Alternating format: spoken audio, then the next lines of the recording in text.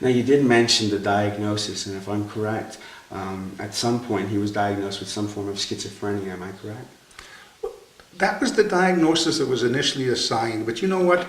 We've discussed that subsequently with his psychiatrist, and we're not sure yet, we're still not sure if that was the correct diagnosis, because he had some symptoms which were not typical of schizophrenia.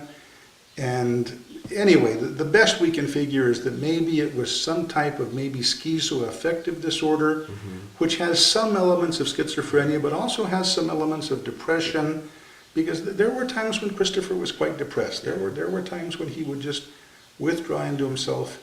So we're still not sure. I mean, the diagnosis that was assigned to him was schizophrenia, but we're not sure if that was a correct, accurate diagnosis, and we'll probably never know.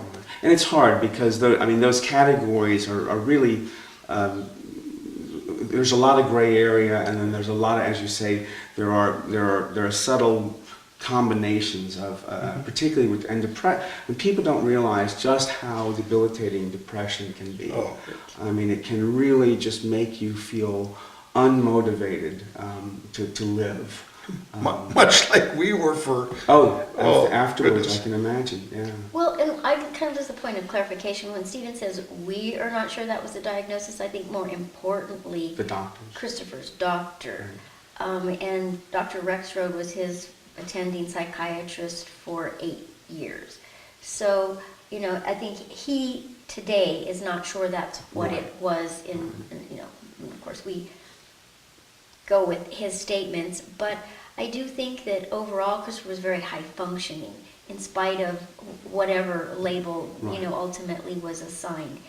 He had a job he went to every day, and most of the time was quite engaged. That's not to say that he didn't have moments where, as Stephen indicated, he just withdrew. Withdrawn, right. But I think this is one of those things I said in the trial. Probably one of his greatest gifts to me as his mother was I saw somebody deal with a great deal of adversity. Whatever the diagnosis was, the medication and its side effects were incredibly debilitating. He suffered extreme headaches, muscle stiffness, sore just so badly that sometimes he couldn't even move. It was so painful.